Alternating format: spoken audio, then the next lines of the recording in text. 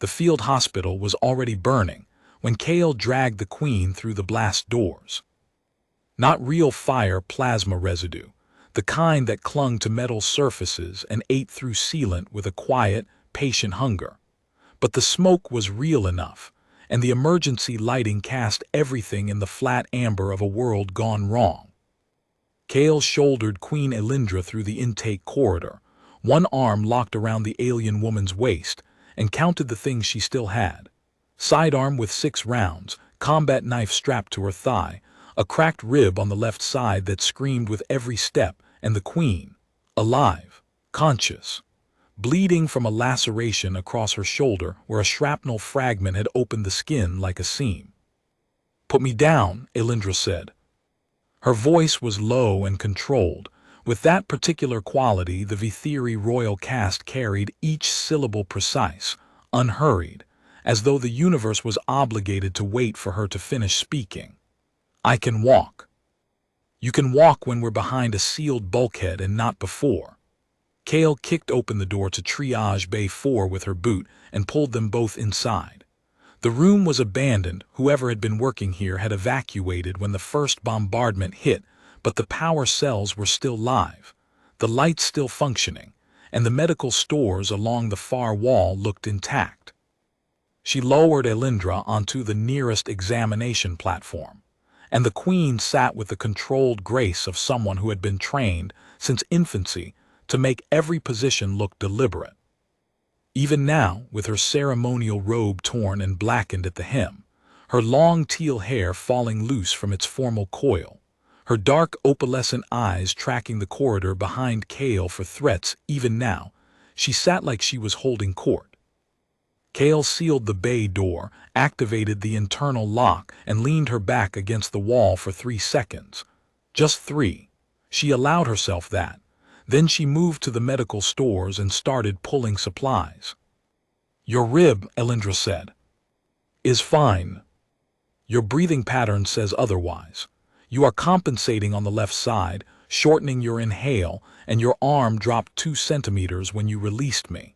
The fracture is incomplete but present." Kale pulled a wound seal kit from the shelf and carried it to the examination platform. "I'll deal with it after I deal with you." "That is not protocol." Protocol left when the defense grid went down. Kale peeled the torn fabric away from Elindra's shoulder. The laceration was deep but clean shrapnel, not energy weapon. The Queen's skin was a shade Kale had never seen on any other species, pale jade with a faint luminescence beneath the surface, as though something inside her carried its own light. It made the blood darker than human blood, almost indigo, stark against the wound. Elindra watched Kale's hands as she cleaned the wound. Those opalescent eyes, vast, dark at the center, with rings of shifting color at the edges like light refracting through deep water, tracked every motion with an attention that most people reserved for threats. "You are gentle," the Queen said, and the word sounded strange in her mouth, as though she were trying it for the first time. Kale said nothing. She applied the wound sealant, waited for the molecular bond to set, and covered the area with a sterile dressing. Her hands were steady. They had always been steady. It was the thing the selection board had noted when they assigned her to the champion detail 3 years ago. Steady hands, steady nerve, no wasted motion. That had been the evaluation. They had not mentioned anything about steadiness of heart, because that was not a quality anyone was looking for in a human assigned to guard a Vithiri queen. The assignment itself was an insult, and everyone in the Vithiri court knew it. The Queen's champion was supposed to be the finest warrior of the Queen's own people, a Vithiri of high caste, blade-trained from childhood, bonded to the Queen through the Vetheran rite that linked champion and sovereign in a shared resonance. The champion was not supposed to be a human woman from a border colony with a combat engineering background and a face that carried more scars than commendations. But the Vithiri court was not what it had once been. 3 years of the border war with the Drekari ascendancy had stripped the court of its finest warriors, and the alliance treaty required each sovereign to maintain a champion detail at all times. When the last Vithiri champion died at Rithaven Station, the court had been forced to accept an alliance-provided replacement. The alliance, stretched thin across 7 fronts, had sent what it could spare. It had sent Kale. She remembered the first day, walking into the Hall of Resonance on Vithir Prime in her alliance combat uniform, her boots still carrying dust from the Kellys' campaign. The court had stared at her the way one stares at a stain on ceremonial silk. A human, a female human, which confused them further. Their champion tradition was built around the concept of a bonded protector, and the idea of a bond with a human was not merely unusual, it was conceptually alien. The Vithiri did not form bonds with species, they considered resonance blind. Queen Elindra had looked at Kale from the Jade Throne, and her expression had been unreadable, not hostile, not welcoming, simply assessing. The way a monarch assesses a tool she did not order and does not yet understand. "You are the replacement," Elindra had said, not a question. "I am. The Vetharan rite cannot be performed with a human, you know this." "I do." "Then you understand that you will be my champion in function only, not in bond." "I understand." And Kale had meant it. She was a soldier. She did her job. She did not need to be bonded to someone to protect them. She did not need to be seen. She needed to be effective. 3 years later, she was still effective. And 3 years later, the court still looked through her as though she were made of glass. But the queen had changed. The shift had been gradual, so gradual that Kale almost missed it.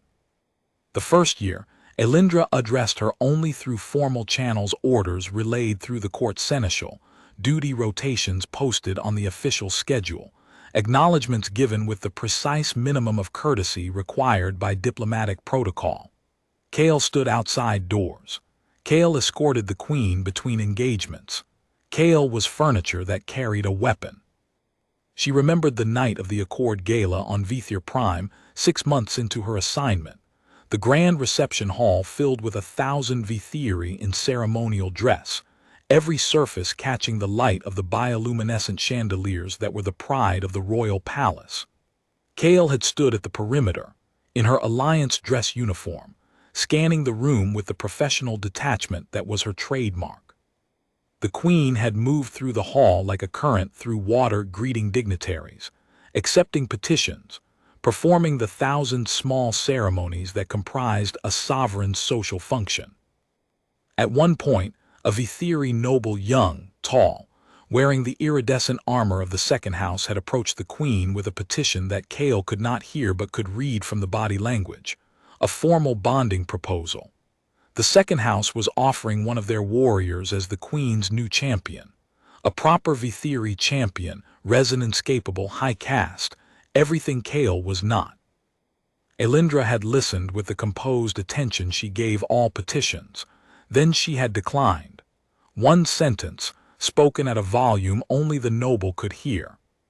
The noble's face had gone rigid, and he had withdrawn. Kale had not learned what the queen said until weeks later, when the seneschal's aide, a low-ranking Vithiri who had no reason to speak to the human champion, but did anyway, because gossip was a currency that transcended species, mentioned it in passing. She told him the position was filled. That was all. The position was filled. 4 words that meant nothing and everything depending on how you heard them. The second year, something cracked.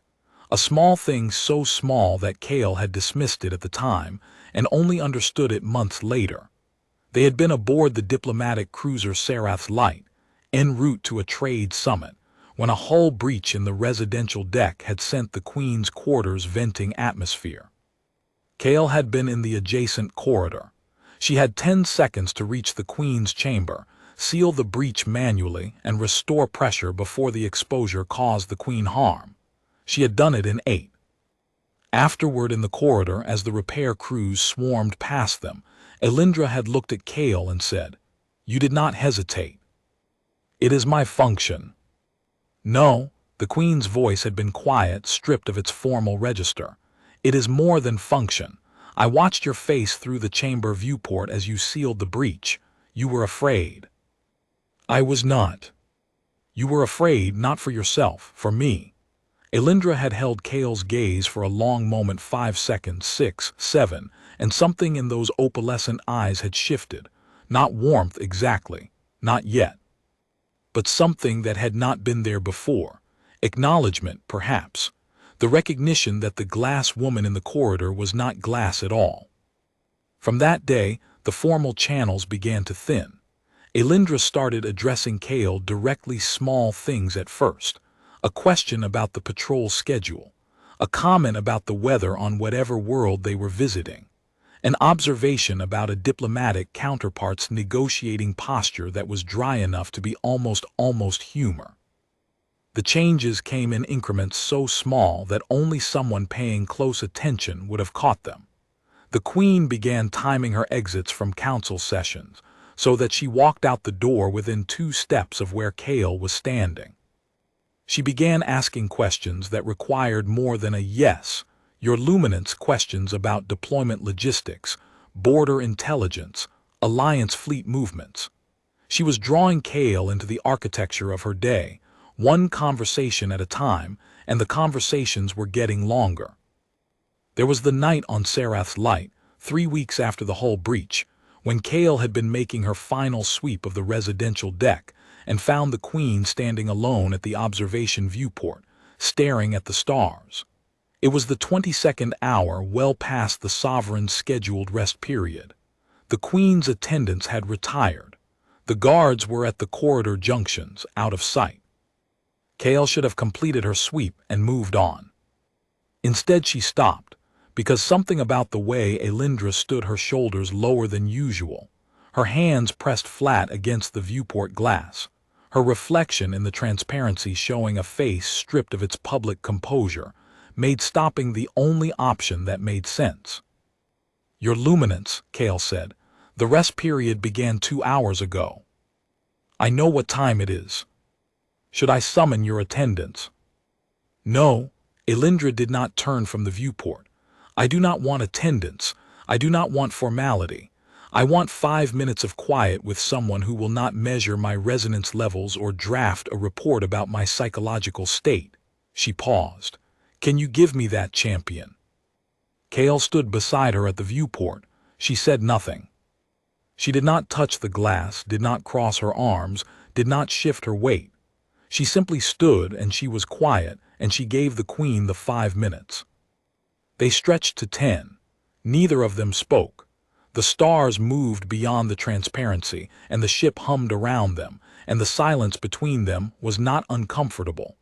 It was the kind of silence that exists between 2 people who have decided that the other's presence is enough. When the Queen finally turned from the viewport, she looked at Kale with an expression that was almost soft, but not quite, because softness required letting a guard down, and Elindra was a queen and Kale was her champion, and there were things that could not be let down. Thank you, Elindra said, just that. No title, no formality, no qualifier. Kale nodded and resumed her sweep. She did not think about it afterward. She did not allow herself to think about it. But the image stayed. The Queen at the viewport, the stars behind her, the reflected face that had looked, for a few unguarded minutes, like a woman instead of a function. And then the water canteen on Varus IV. They had been on a diplomatic mission, a border inspection that required a full-day march through arid lowlands to reach the Vithiri settlement compound. The Queen had refused a sedan chair, which had horrified the seneschal and quietly impressed the garrison commander. She walked. The champion walked beside her.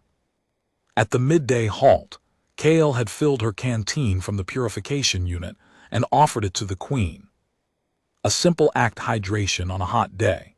But as she held the canteen out, Kale had been acutely aware of her own hands, scarred, calloused, the nails trimmed short for combat utility. The Queen's hands were jade pale and luminous, with fingers that tapered to points that were almost architectural. And in the space between those 2 hands, the human's and the Queen's, was a gap that Kale maintained with surgical precision. She did not let their fingers touch. She held the canteen by its base, extended it at arm's length, and released it the instant she felt the Queen's grip secure it. A clean handoff. No contact. Elindra had looked at the canteen, then at Kale's retreating hand, and something had moved behind her eyes, a flicker there and gone, like bioluminescence pulsing once in deep water. She had not spoken. She had drunk from the canteen and returned it in the same manner, base held, arm's length, no contact.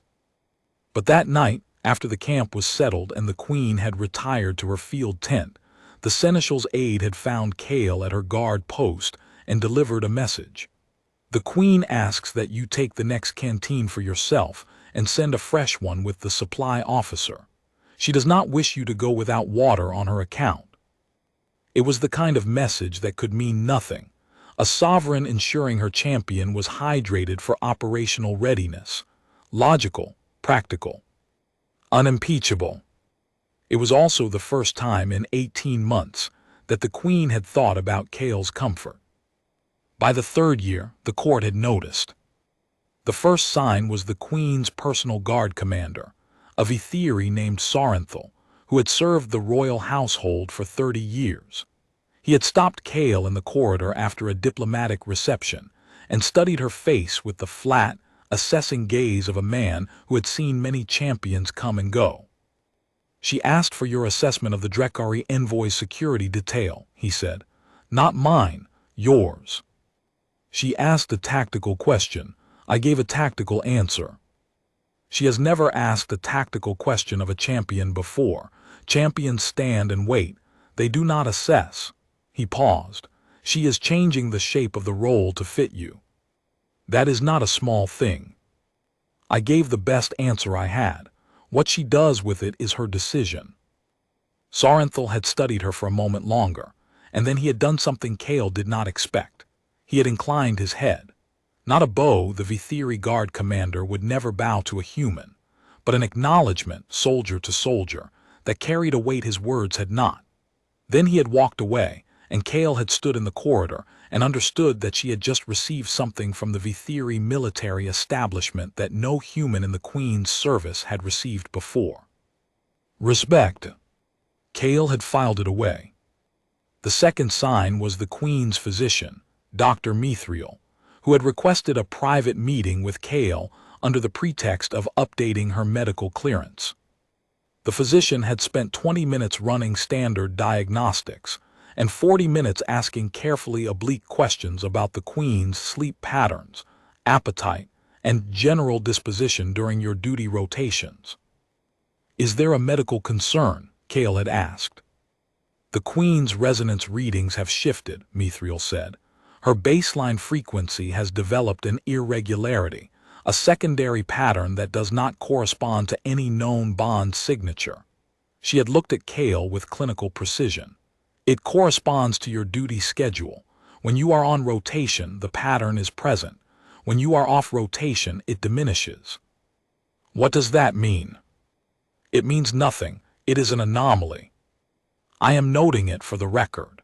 But the way she had said it, carefully, with the particular emphasis the Vithiri used when they wanted to communicate more than their words contained, told Kale that it meant considerably more than nothing. The third sign was the Seneschal. He had pulled Kale aside after a council session and told her, with the polished diplomacy that Vithiri used when they wanted to cut without leaving a visible wound, "You understand, of course, that the Queen's attention is a matter of station. She speaks to you because you are proximate. Do not mistake proximity for significance." Kale had said nothing. She had nodded, returned to her post, and continued doing her job. But that night, when she was alone in her quarters, the small, utilitarian room at the far end of the champion's corridor, as far from the Queen's chambers as architecture allowed, she had sat on the edge of her cot and pressed her hands together until her knuckles were white. Because the Seneschal was wrong, and Kale knew it, and the knowing was the most dangerous thing she carried. Now, in Triage Bay 4, with the field hospital shaking around them from intermittent shelling, Kale finished dressing the Queen's wound and stepped back. She did not step far. 3 paces the professional distance, close enough to reach the queen in under a second if the door came open, far enough that their proximity could not be misread. But the professional distance felt different now. It felt different because the queen had said, "You are gentle," and because the word had sounded like a discovery, and because Kale's hands, the steady hands, the hands the selection board had praised, were aware of themselves in a way they had never been before, aware of where they had been and where they were not and where they wanted to go. Kale folded her arms and leaned against the supply shelf, armor over vulnerability, the oldest trick in the soldier's handbook. Elindra noticed. Of course she noticed. The queen noticed everything. It was both her gift and her burden. 11 years on the throne had made her fluent in the language of bodies in space, the grammar of distance and posture and held breath. She noticed when Kale folded her arms, and she understood what it meant, and she did not comment on it. Instead, she asked the question that mattered. "How long can we hold here?" Elindra asked. Kale checked her tactical display. The wrist-mounted unit was cracked but functional. "The main defense grid is down. The garrison pulled back to the secondary perimeter 2 hours ago. This facility is in the contested zone." She paused. "The extraction shuttle was scheduled for landing pad 7. Landing pad 7 took a direct hit during the first wave. I sent a priority distress beacon on the Alliance channel when we entered the facility, but I cannot confirm it was received. So we wait. We wait." Elindra was quiet for a moment. "Then how many are dead?" Kale recognized the question for what it was. Not military intelligence, not strategic assessment. The queen was asking because she needed to know the weight of it. Because the people dying in the bombardment were the people she had come to this frontier world to negotiate for the Vithiri settlers in the contested districts, the ones caught between the Drekari advance and the Alliance withdrawal. "I do not have numbers," Kale said. "The communications array is down, but the settlements in the eastern corridor were evacuated before the first strike. Commander Rithais confirmed that before we lost contact." Commander Rithais is the one who argued against the evacuation. He argued against it, then he carried it out. Some people do the right thing after they have exhausted every other option. Something moved across the queen's face, not quite a smile. "That is almost philosophy, champion. It is almost the truth." Another tremor shook the bay. Overhead, a light panel flickered and died. The room grew smaller, the shadows deeper. Kale checked the door seal, checked the ventilation, checked the medical stores. Habit. The body kept working even when the mind wanted to sit down and be afraid. "Kale." She turned. The queen had never used her name before. 3 years, and it had always been champion, the title, not the person. The sound of her own name in Elindra's voice was so unexpected that Kale's hand stopped moving. "Sit," Elindra said, and gestured to the examination platform beside her. Not a command, a request. Kale sat. She sat because the queen asked, and because her cracked rib was sending white fire through her left side with every breath, and because there was nothing else to do now except wait. They sat side by side in the amber half-light of the dying triage bay, their shoulders close enough that Kale could feel the faint warmth radiating from the queen's skin. The Vithiri ran hotter than humans, their core temperature sat several degrees above baseline, something to do with the bioluminescent layer beneath their skin.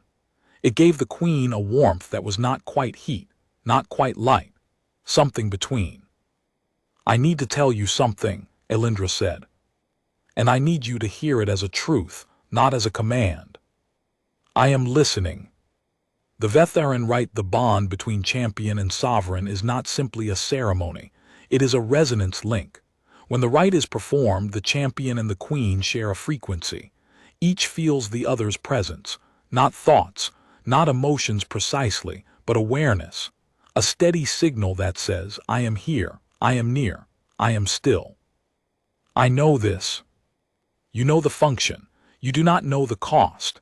Elindra's hands were folded in her lap, her fingers laced together in a way that was not quite composure, more like a person holding themselves in place. When a queen loses her champion, when the bond is severed by death, the silence is not absence. It is a wound, a frequency that was there, suddenly gone. The resonance does not fade, it tears. Kale was very still. I lost 3 champions before you, Elindra said. 3 Vithiri warriors bonded through the rite. Each death tore the frequency. Each silence was louder than the last. She paused. When the court told me they were assigning a human, a species that cannot form the bond, I was relieved. The word landed between them like a stone, dropped in still water. Relieved, Kale repeated. Because I thought, this one I will not feel. This one will protect me because she is paid to, and she will leave or die, and I will not carry the silence. A human champion is a tool with a heartbeat, nothing more. Elindra's voice was steady, but her hands had tightened in her lap, the jade-pale fingers pressing hard enough to blanch. That is what I told myself. That is what I told the court. That is what I believed. Another tremor, closer now. Something metallic screamed in the corridor outside, a structural beam giving way. Kale shifted her weight, calculating how long the facility's frame would hold. Minutes, possibly. An hour if the bombardment shifted north. I was wrong, Elindra said. Kale looked at her. The queen was not looking back. She was looking at the wall, at the blank surface where nothing was written, as though she could see through it to whatever lay beyond. I cannot feel you through the bond, the queen continued. There is no resonance, no frequency, no shared signal. The science of my people says this is because humans are resonance blind. Your neural architecture does not support it. You are biologically incapable of being felt. She turned her head, and those opalescent eyes met Kale's. The shifting rings of color had gone still, not dead, but focused. All the light in them aimed at one point. And yet I feel you, Elindra said. Not through the bond, not through any mechanism my physicians can name. I feel you in the way you stand outside my door and shift your weight when you hear me stop speaking in a meeting, because you know the silence means I am tired. I feel you in the way you check the corridor twice before I enter it, not because protocol requires 2 sweeps, but because you want to be certain.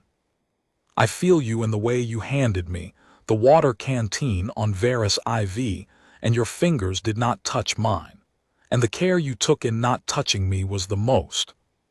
She stopped, her jaw set. The bioluminescence beneath her skin pulsed once faintly, like a heartbeat made visible. The most what? Kale asked, and her voice was quiet in a way she had not intended. The most tender thing anyone has done for me in 11 years. The triage bay was silent. Outside, the bombardment had paused, not stopped. Kale knew, but shifted. The Drekari artillery cycled in patterns. They had minutes before the next wave. Kale's training said, acknowledge, redirect, maintain professional distance.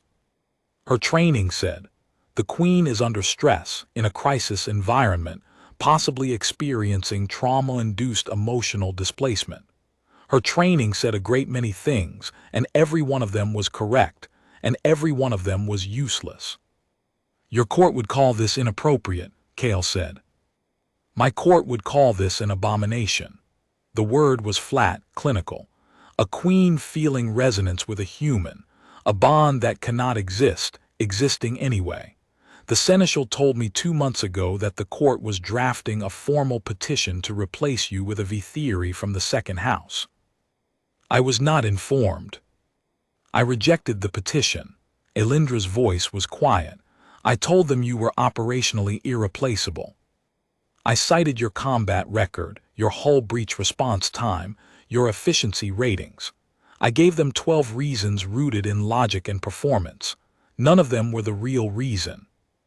Kale's chest hurt, and it was not entirely the rib. What was the real reason? You see me. The queen's voice cracked on the word, a hairline fracture, barely audible, sealed almost before it opened. Not the crown, not the resonance, not the sovereign function that the court requires and the alliance negotiates with and the Drekari want to destroy. You see me. 3 years and you have never once looked at me the way my own people do, as a frequency to be maintained, a signal to be protected, a function to be preserved. You look at me as though I am a person. She said the last word the way the Vithiri said things that had no adequate translation in their own language, carefully, almost reverently, as though she had found the concept in a foreign dictionary and was still learning its weight. Kale sat with it. She let the silence hold, because some things could not be answered quickly, and the queen deserved the respect of a considered response. Then the wall behind them buckled. The blast came from below, a subsurface detonation that punched up through the facility's foundation and sent the triage bay's floor heaving like a ship in a gale. Kale was on her feet before the second shockwave hit, sidearm drawn, body between the queen and the direction of the blast. Muscle memory. 3 years of standing between Elindra and whatever came through the door. "We need to move," Kale said. "The structural integrity on this level is compromised. If they hit the sublevel again, the floor will collapse." "Where?" Kale's mind ran the map of the facility. She had memorized it during the pre-deployment briefing, every corridor, every junction, every emergency egress. It was what she did. It was who she was. The woman who memorized the exits. Service tunnel, south end. It runs beneath the facility to the auxiliary landing platform. It was not on the primary target list. The Drekari are focused on the defense installations and the main structure. "Can you walk? Can you?" Elindra stood. She did not waver. Whatever pain the wound caused her, she folded it away with the same controlled precision she applied to everything. "Lead." Kale led, through the triage bay's secondary exit, down a maintenance corridor that smelled of coolant and scorched insulation. The first junction was clear. The second was not. The ceiling had partially collapsed, and a support beam lay across the passage at waist height, still radiating heat from the plasma residue that had eaten through its coating. The gap beneath it was too small. The only way was over. Kale tested the beam with her gloved hand. Hot, but not burning. She climbed over, favoring her left side where the rib protested every rotation of her torso, and landed on the far side in a crouch. Then she turned and offered her hand. Elindra took it. The queen's fingers closed around Kale's with a grip that was firm, certain, and lasted exactly 1 second longer than necessary. Kale pulled her over the beam, steadying her as she landed. For a moment they stood face to face in the narrow corridor, close enough that Kale could feel the warmth radiating from the queen's skin, and then the moment passed and they moved on. The third junction was worse. A coolant line had ruptured, and the floor was sheeted with viscous green fluid that hissed faintly where it met exposed wiring. Kale tested the depth with her boots, shallow, ankle deep at most, but the combination of coolant and live current was a problem. "Wait," she said. She stripped the insulation sleeve from a dead conduit on the wall, wrapped it around her combat knife, and used the makeshift tool to pry the exposed wiring free from the floor panel. The sparking stopped. The coolant was still there, but it was no longer electrified. Elindra watched her work without comment. When Kale straightened and nodded, the queen walked through the coolant without hesitation. Her bare feet, she had lost her formal sandals somewhere in the first blast, leaving pale jade prints on the far side. Kale looked at those prints. She filed the image away in the place where she kept the things she would think about later, when there was time.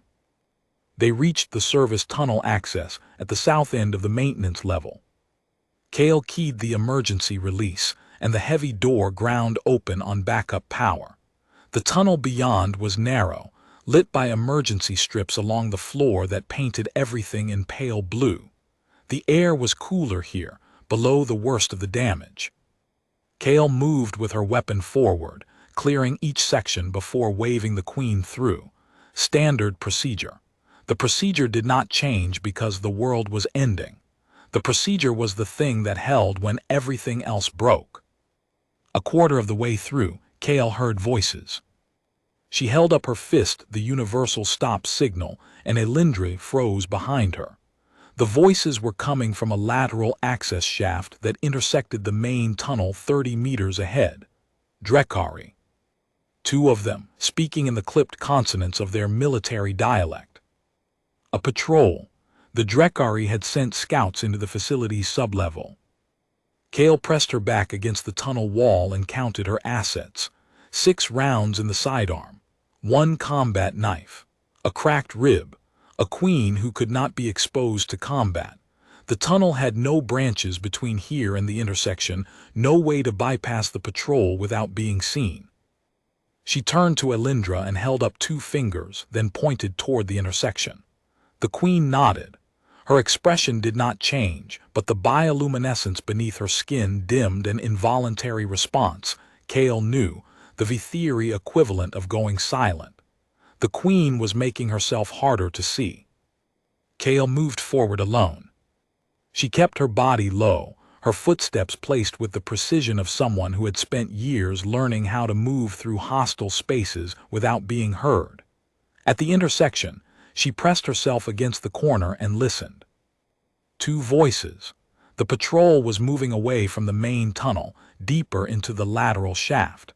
They were searching the facility's mechanical systems, not guarding the escape route. She waited, 1 minute, 2. The voices faded. Kale counted to 30, then began to rise and stopped. A third voice, closer than the others, speaking into a communications unit. The words were partially obscured by tunnel echo, but Kale caught enough.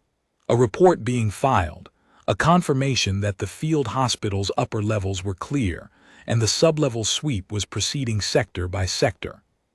Sector by sector. That meant they were methodical. They would reach this section of the main tunnel eventually.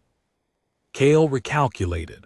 The distance to the auxiliary platform exit was approximately 200 meters. At a quiet walk, 4 minutes. The patrol was at least 1 sector behind them and moving in the opposite direction, but the 3rd scout with the communications unit was somewhere in the lateral shaft network, and the shaft network connected to the main tunnel at multiple points. She could not afford to wait for certainty. She needed to move fast and move now. She waved Elindra forward. They crossed the intersection at a pace that was faster than safe and slower than Kale wanted. The queen moved well better than most civilians Kale had escorted through hostile ground. Her bare feet were silent on the tunnel floor, and she followed Kale's hand signals without hesitation, stopping when Kale stopped, moving when Kale moved, pressing flat against the wall when Kale pressed flat against the wall. It was a kind of trust that went beyond protocol. The queen was placing her body in Kale's hands the way a soldier places her body in the hands of a point person, and the discipline of it, the absolute, unhesitating compliance, told Kale something about Elindra that the court would never have believed. The queen was not fragile. She was not a porcelain sovereign who shattered under pressure. She was a woman who had been trained since birth to command, and commanding included the capacity to follow when following was the tactically correct decision. On the far side of the intersection, Elindra's hand found Kale's elbow, a brief touch, 2 fingers against the armor plate, there and gone. Not gratitude, not relief, acknowledgement. The queen's way of saying, I saw what you did, I trusted you with it. The trust was not misplaced. Halfway through the tunnel, they found the first body. A Vithiri medic, still in her field uniform, sprawled across the tunnel floor.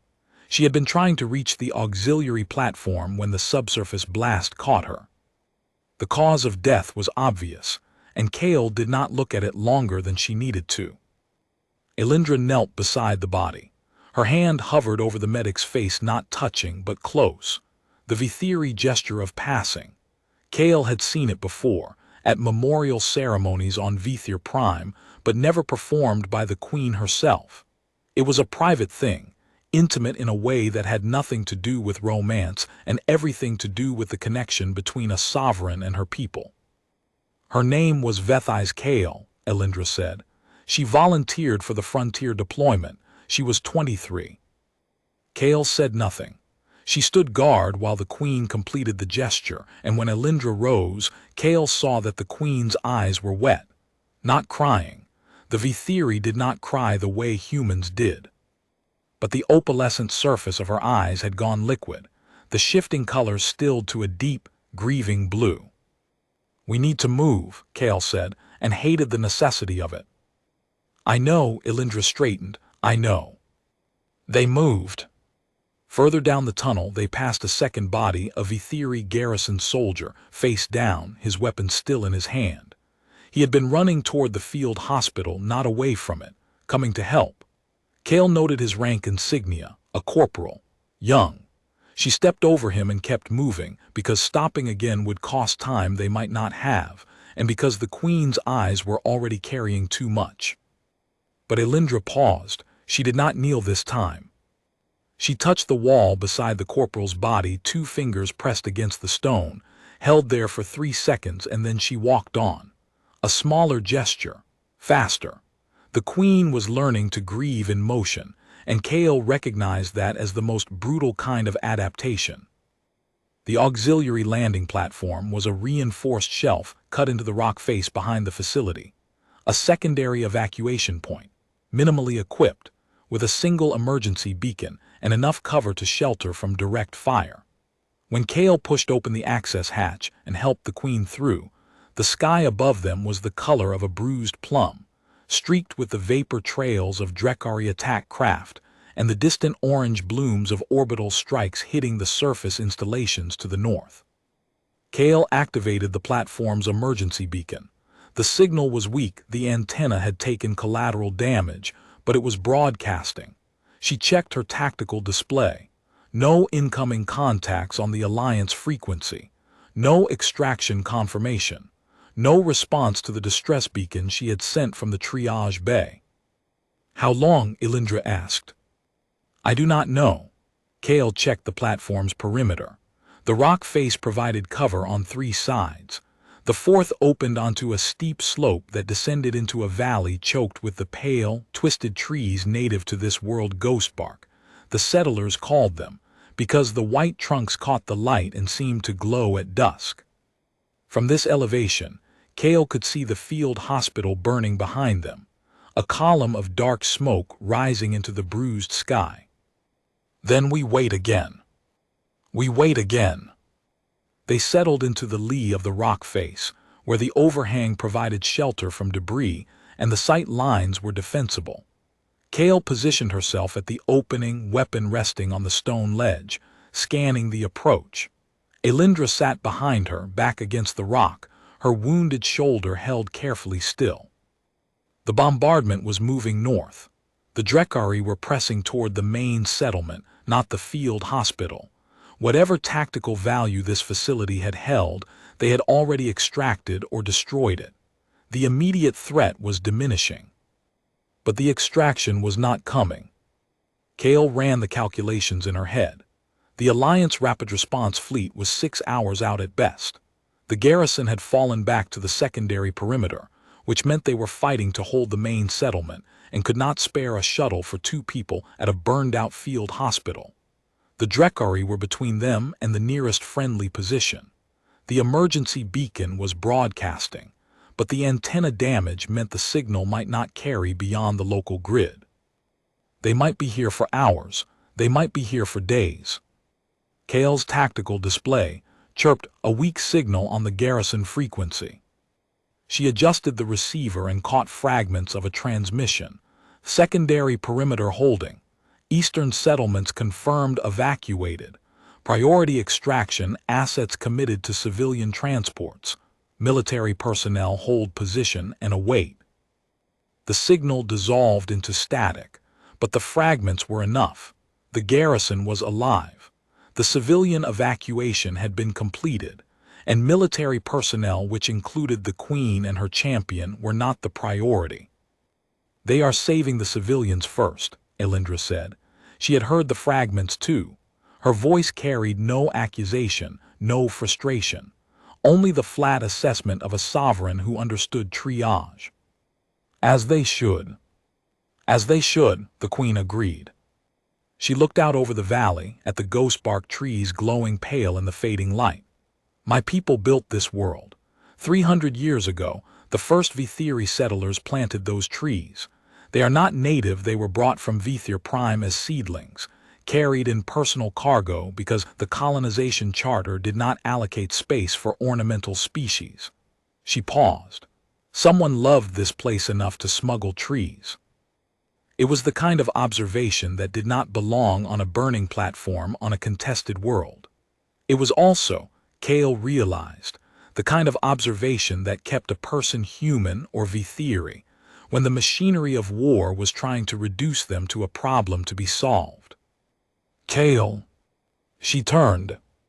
The queen was looking at her with an expression that Kale had never seen on a Vithiri face. Not the formal composure, not the controlled precision. Something raw, something that lived beneath the surface the way the bioluminescence lived beneath the queen's skin, always there, rarely visible. I need to finish what I was saying, Elindra said, before the wall decided to join the conversation. Despite everything, the smoke, the fear, the rib that sent white fire through her with every breath, Kale felt something in her chest that was dangerously close to a laugh. She contained it. You were telling me that your court considers this an abomination. They do, and they are not wrong by their own definitions. The resonance bond is the foundation of Vithiri sovereignty. A queen who forms a bond outside the established structures, outside her own species, destabilizes the entire system. The court's power depends on controlling who the queen bonds with. A human champion who cannot be bonded is tolerable precisely because she is supposed to be irrelevant. And I am no longer irrelevant. You were never irrelevant. The queen's voice was steady now, but the steadiness had a different quality, not the practiced calm of a sovereign, but the deliberate calm of someone holding something fragile. I told myself you were. The court told me you were. My physicians told me that what I felt was a stress response, a proximity artifact, a neurological misfire caused by prolonged exposure to a non-resonant species. They had 17 explanations. None of them accounted for the fact that when you leave a room, I noticed the temperature change. Kale's hands were on her weapon. She kept them there. If she moved them, she was not certain what they would do. This cannot happen, Kale said, and she meant it. She meant it the way she meant every operational assessment, with the full weight of her training and her experience and her understanding of how the universe worked. A human champion and a Vithiri queen. The court would not permit it. The alliance would reassign her. The political consequences for the queen would be severe, weakened authority at a time when the border war demanded absolute unity. I know, Elindra said. The court will remove me. I know. The alliance will comply. They need the Vithiri fleet. They will not risk the treaty over one champion. I know. Then why are you telling me? Elindra's eyes were fixed on hers. The opalescent rings had gone still again, that focused, luminous attention that made Kale feel as though she were standing in a beam of concentrated light.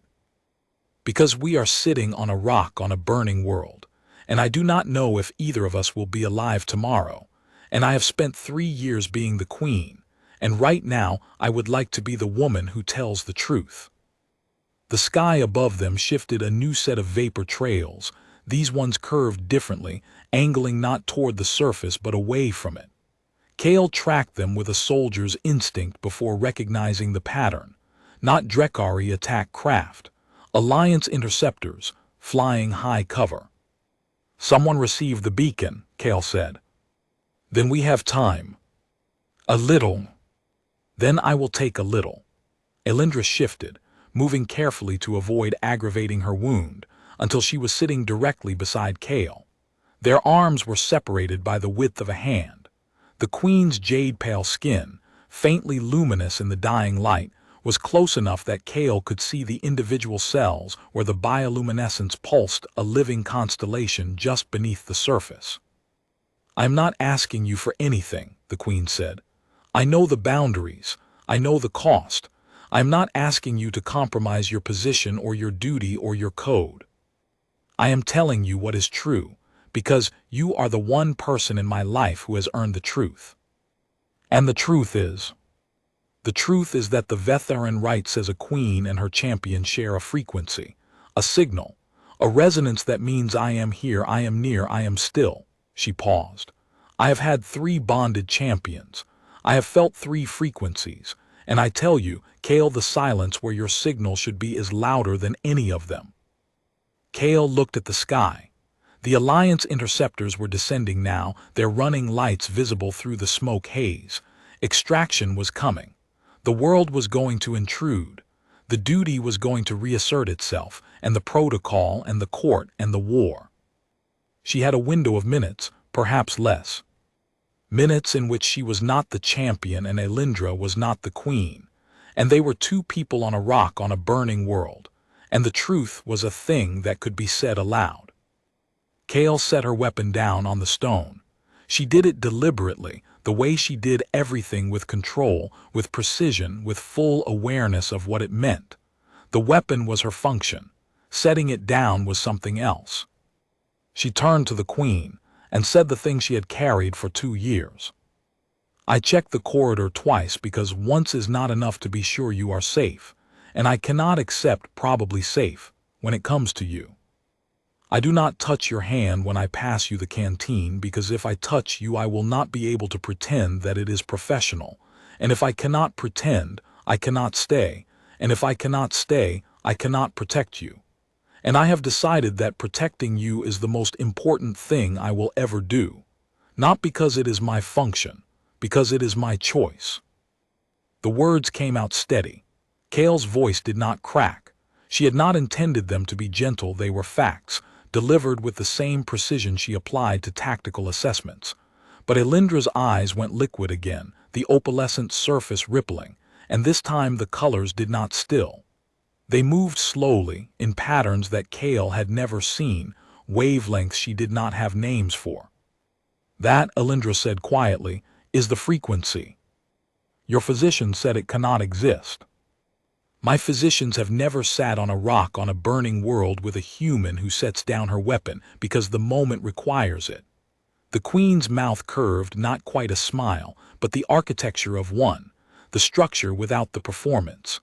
My physicians are very intelligent, and they are very wrong. The Alliance interceptors were close now. Kale could hear the low thrum of their engines through the smoke. Minutes. She had minutes. When we are extracted, Kale said, the court will ask what happened. They will want a debriefing, a full account. Yes. What will you tell them? Elindra considered this. The queen's face in the dying light of the bruised sky was a study in contrasts, the jade-pale skin luminous, the dark opalescent eyes steady, the long teal hair catching the wind from the valley below. She looked, Kale thought, like a woman who had decided something and was watching the world rearrange itself around the decision. I will tell them that my champion performed her duty with distinction under hostile fire, that she sustained injury protecting her sovereign, that she administered medical aid, navigated a compromised facility, and secured an evacuation position against significant odds. She paused. All of which is true. And the rest is ours. Kale felt the words settle into her chest, ours, and understood that it was the most radical thing the queen had ever said. Not a declaration, not a promise, a quiet, stubborn fact, a word that drew a circle around 2 people and said, this belongs to us and no one else. The first extraction shuttle broke through the smoke layer, its searchlight sweeping the auxiliary platform. Kale stood, signaled with her tactical beacon, and watched the craft bank toward them. Behind her, Elindra rose to her feet, smoothing her torn robe with the automatic grace of a woman who had spent her life under observation. In 30 seconds, they would be surrounded by Alliance personnel. In an hour, they would be aboard a cruiser. In a day, they would be back at the Vithiri court, and the protocol would close around them like armor, and the queen would be the queen again, and Kale would be the champion again, and the distance between them would be measured in formal titles and carefully maintained sightlines. But right now, in the last seconds before the shuttle touched down, Elindra reached out and took Kale's hand. Not the way she had taken it in the tunnel for balance for crossing. This was deliberate. Her fingers laced through Kale's and held. The queen's skin was warm, warmer than human skin, and beneath it Kale could feel the faint pulse of the bioluminescence, a rhythm, steady and slow, that was not quite a heartbeat and not quite a signal but was unmistakably, undeniably alive. They stood like that for 4 seconds, 5, 6, longer than was safe, long enough that anyone watching from the shuttle's viewport would have seen it. Then Elindra released her hand, straightened her shoulders, and became the queen. The shuttle landed. The doors opened. Alliance medics rushed out with stretchers and field kits, and the controlled urgency of people trained to move fast in bad situations. Kale stepped into her role, briefing the lead medic on the queen's wound, providing a situation report to the shuttle commander, directing traffic with the calm efficiency that was her signature. No one asked about the 4 seconds on the rock. No one had seen, or if they had seen, they had not understood. 2 figures on a platform, one in a torn robe and one in scorched armor, holding hands while the world burned. It could have been anything. It could have been a sovereign steadying herself before boarding. It could have been a champion assisting her charge. It could have been, but it was not. Inside the shuttle, they sat on opposite benches. Protocol. The sovereign on the starboard bench with her attendants, the champion on the port bench with the security detail. The distance between them was 3 meters of deck plating and the full weight of a civilization's expectations about what a queen and her champion were allowed to be.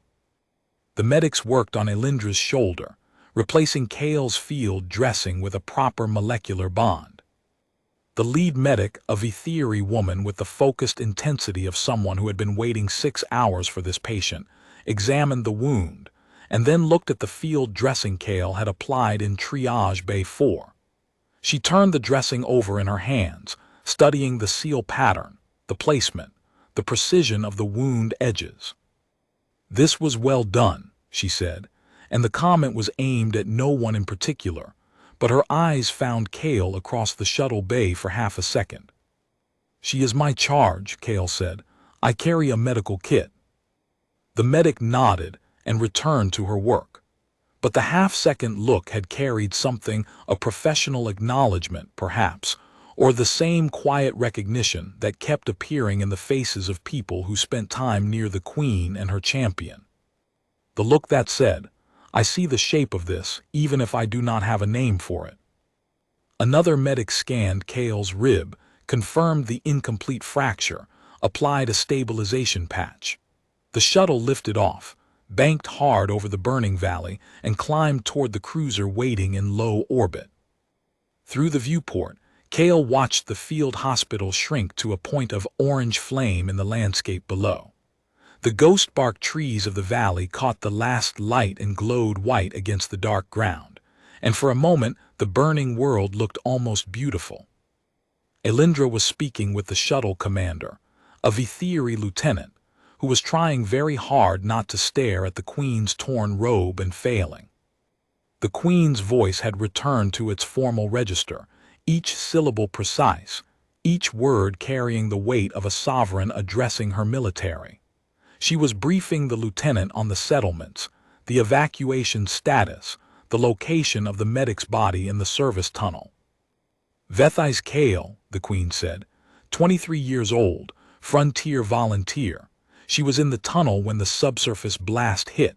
I want her recovered and returned to her family with full honors." "Yes, Your Luminance." "And I want the civilian evacuation confirmed. The Eastern Corridor Settlement's Commander Rithais ordered the evacuation before we lost contact. I need confirmation that it was completed." "I will relay immediately, Your Luminance." The queen nodded and turned away. Her eyes found Kale's across the shuttle bay.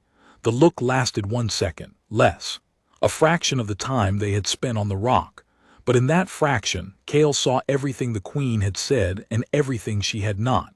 The silence where the signal should be, the frequency that could not exist, the truth that belonged to them and no one else.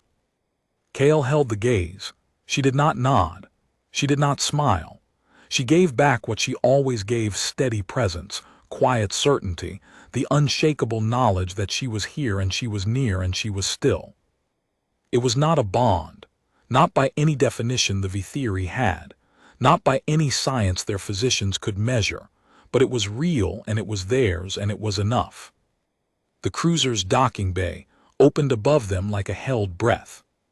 The shuttle rose to meet it. The docking sequence took 90 seconds. Kale used those seconds to compose herself, to rebuild the professional architecture that the day had dismantled, brick by brick, from the moment the first bombardment hit. She was the champion. She had a cracked rib, a sidearm with 4 rounds, and a duty that did not pause because the universe had shifted beneath her feet. Whatever had been said on the rock, whatever had been felt in the tunnel, whatever the word ours, now meant it lived in a compartment she could close. She had spent her entire career learning to close compartments. The shuttle settled onto the docking cradle, the bay doors sealed. The atmospheric pressure equalized with a hiss, and the shuttle ramp descended onto the polished deck of the cruiser Vithran's Grace. The reception party was already assembled. The cruiser's first officer, a Vithiri commander with the sharp, angular features of the High Court lineage, stood at the base of the ramp with a medical team, a security detail, and 2 of the Queen's attendants who had been evacuated in the first shuttle wave. Their faces showed the particular strain of people who had spent 6 hours not knowing whether their sovereign was alive. Elindra descended the ramp first, as protocol required. The Queen's bearing was flawless, straight-backed, measured stride, chin lifted to the angle that broadcasting systems had been calibrated to capture. The torn robe and the bare feet and the wound dressing beneath her collar were details that told a story, but her posture told a different one. I am here. I am whole. I am your sovereign. The first officer dropped to one knee. The attendants followed. The medical team held their positions, but their faces changed relief, visible and unprofessional, breaking through their clinical composure. Rise, Elindra said. There is work to do. The Queen moved into the ship with her attendants flanking her and the medical team following at a respectful distance. She did not look back at Kale. She did not need to. The absence of the look said everything the look would have said. I am the Queen now. The rest is ours. Guard it. Kale descended the ramp last. She gave the shuttle commander a final nod and fell into step behind the security detail, where a champion walked behind the sovereign ahead of the staff. The middle distance, the professional nowhere. On the medical deck, they separated. Elindra went with the royal medical team to the sovereign's suite. Kale went to the general ward. Standard procedure. The champion's place was not beside the Queen in the medical suite that was reserved for bonded champions, and Kale was not bonded. She was a human woman with a cracked rib and a sidearm with 4 remaining rounds and a heart that had made a choice it could not unmake. She sat on the ward cot while the attending physician, a tall Vithiri male with the pale silver-green skin of the northern provinces, rebonded her rib and applied a healing accelerant. He did not speak to her beyond clinical necessities. She was the human champion. She was furniture that had been damaged and required maintenance. Halfway through the procedure, a junior medic entered the ward carrying a sealed container. She set it on the tray beside Kale's cot and said, without making eye contact, "From the sovereign's suite, for the champion." Kale opened the container after the medic left. Inside was a Vithiri field ration, the high-calorie variant reserved for military officers, not the standard issue given to enlisted personnel, and certainly not the type available in the general ward. Beneath the ration was a cloth clean, folded precisely, made of the pale jade fabric that Kale recognized as Vithiri ceremonial linen, the kind the Queen's attendants used for her personal effects. There was no note, no message, just the ration and the cloth. Kale ate the ration and tucked the cloth into her jacket pocket. She did not examine it further. She did not need to. The cloth smelled faintly of the bioluminescent compound that the Vithiri used in their personal quarters, a scent like warm stone and salt water, specific to the queen's chambers. Elindra had sent her something from her own space, a piece of where she slept, folded into a square and delivered through channels. The attending physician glanced at the container, at the jade cloth disappearing into Kale's pocket, and said nothing. But his hands paused for a fraction of a second before resuming the accelerant application, and Kale saw the microexpression cross his face. Not judgment, not disapproval, recognition, the quiet, involuntary acknowledgement of a pattern that should not exist but did. One more witness, one more person who had seen the shape of something they could not name. 2 hours later, the physician discharged her. Kale returned to her quarters, the small room at the far end of the champion's corridor, and sat on the edge of her cot. The room was exactly as she had left it. Her spare uniform hung on the hook by the door. Her boots were aligned beneath the cot. Her combat kit was stowed in the locker, everything in order, everything in its place. She sat there for a long time. The jade cloth was still in her jacket pocket. She took it out and held it, not looking at it, just feeling the texture against her fingers. The Vithiri silk had a quality that human materials could not replicate, a warmth that seemed to come from within the fabric itself, as though the filaments retained some residual life from whatever creature had produced them. It was like holding a piece of a heartbeat. Kale thought about the 3 champions who had come before her. 3 Vithiri warriors bonded through the rite, each one a frequency that had been torn away by death. 3 silences that Elindra carried in the architecture of her sovereignty like cracks in a foundation that still bore weight.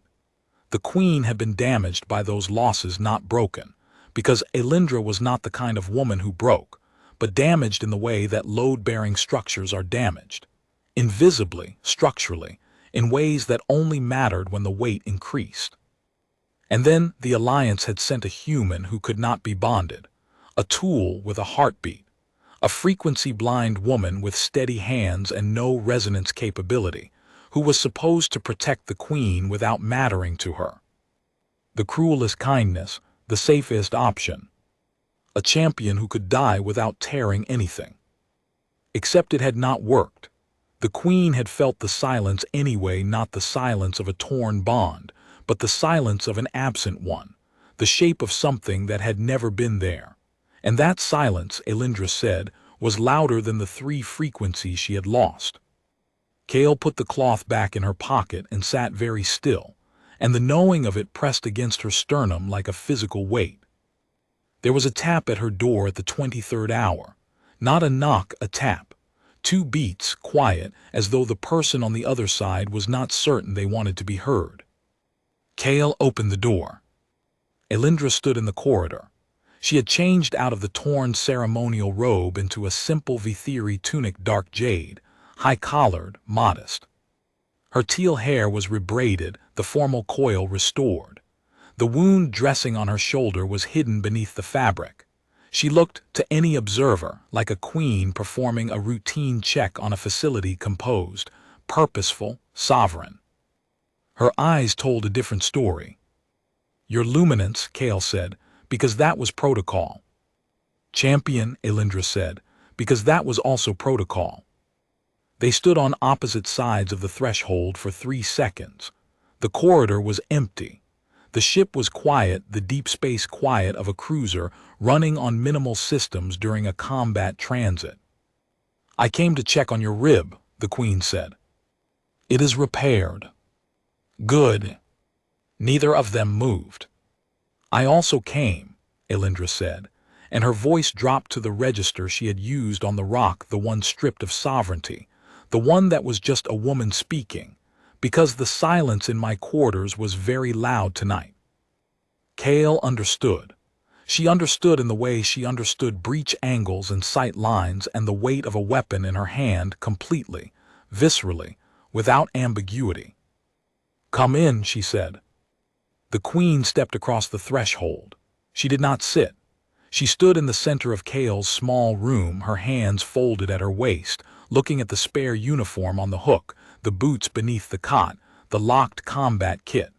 Looking at the room the way she had looked at Kale 3 years ago, assessing. But this time the assessment was not clinical. This time she was seeing. "This is where you live," Elindra said.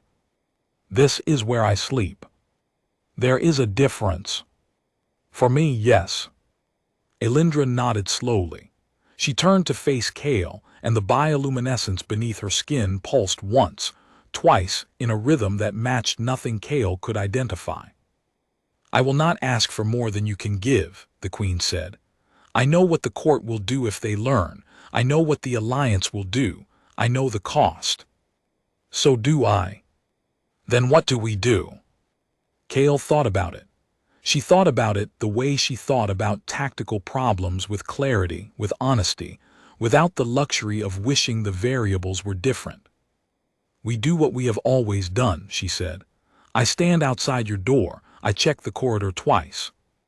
I do not touch your hand when I pass you the canteen. I protect you, and you lead your people, and the court sees what the court expects to see. And this," Elindra gestured at the space between them, the arm's length of air that hummed with something neither of them had a word for. "What do we call this?"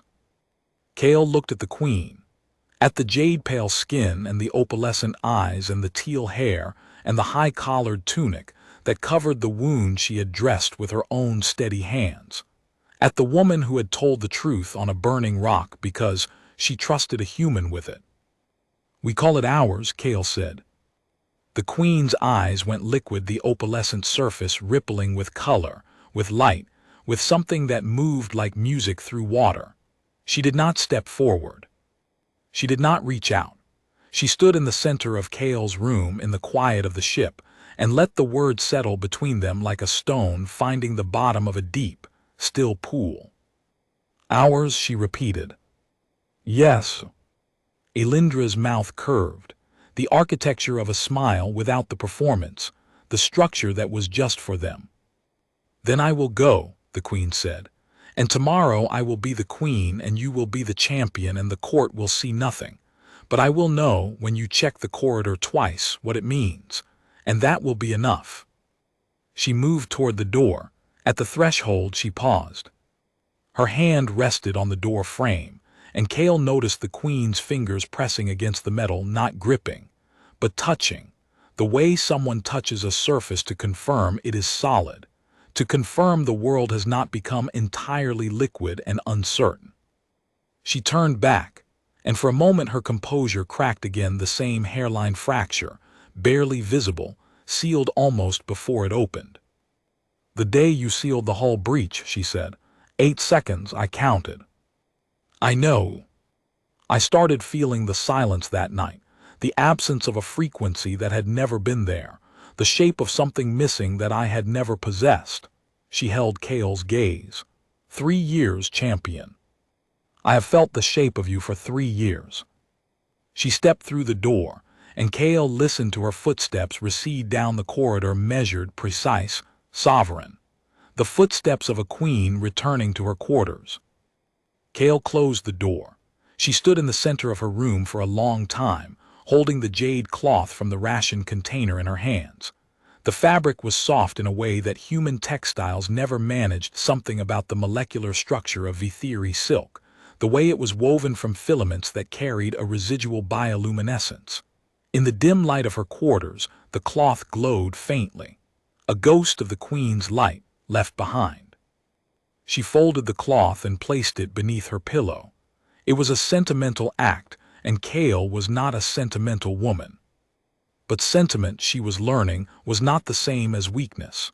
Some things you kept close because they anchored you, the way a weapon anchored your hand and a protocol anchored your day. The cloth was an anchor of a different kind. She sat on the edge of her cot. She pressed her hands together until her knuckles were white, and then she released them, and her hands were steady. They were always steady. It was what she was known for. The cruiser's intercom chimed a shipwide announcement from the bridge. All personnel be advised. The Vithiri garrison has confirmed the complete evacuation of the Eastern Corridor settlements. 17,400 civilians accounted for. Drekari forces withdrawing to the outer orbital perimeter. Alliance Rapid Response Fleet estimated arrival, 4 hours. 17,000. Kale let the number settle. The world Elindra had come to negotiate for the frontier she had risked her life to visit, because she refused to make decisions about her people's safety from the comfort of the Jade Throne. That world's people were alive. The Queen's presence on the surface, her insistence on seeing the settlements firsthand despite the security risks, had forced the garrison to maintain evacuation protocols that they might otherwise have deprioritized. Commander Rithais had argued against the evacuation. He had carried it out because the Queen was on the ground, and no commander would explain to the Vithiri court why he had let civilians die, while the sovereign was within range of the same bombardment. That was what a queen did. She put herself where the cost was highest, and by being there, she changed the calculations of everyone around her. Kale understood this. She had always understood it, the tactical logic of a sovereign who led from the front. But tonight, alone in her small room with the jade cloth beneath her pillow and the silence humming in the space where a frequency should have been, she understood something else. She understood that the Queen had not come to the frontier only for her people. She had come because Kale was assigned to the frontier deployment, and the deployment meant 6 weeks in a combat zone, and 6 weeks was the longest they had been separated since the hull breach incident. Elindra had rearranged a sovereign schedule, overruled her Security Council, and flown to a contested world, because the silence in her quarters was louder when Kale was not on the other side of the door. She lay back on the cot and stared at the ceiling and felt, for the first time in her life, the exact shape of a silence that was not empty, a space where a signal had never been but somehow was, a frequency that the Vithiri said could not exist, measured in corridor checks and handed canteens, and 4 seconds on a burning rock with the shuttle lights descending. The ship hummed around her. The stars moved beyond the hull. Somewhere in the sovereign's suite, a queen with jade-pale skin lay in the dark and listened to the same silence. Tomorrow, Kale would stand outside her door. She would check the corridor twice.